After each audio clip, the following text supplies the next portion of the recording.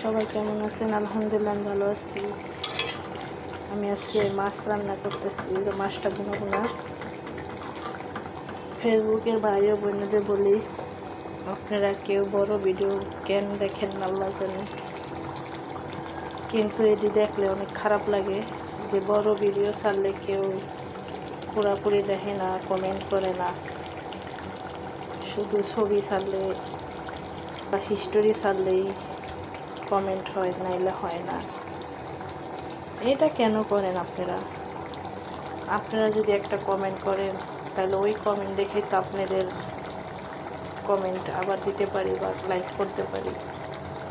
Please সবাই সবার help করবেন, এটাই আপনাদের কাছে আশা প্রত্যাশা।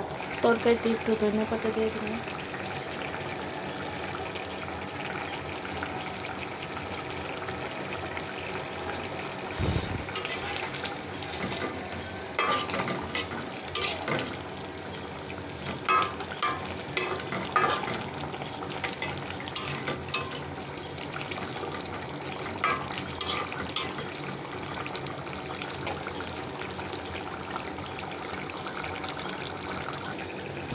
তরকারিটা হয়ে গেছে, একটা বাটিতে ঢেলে নেব।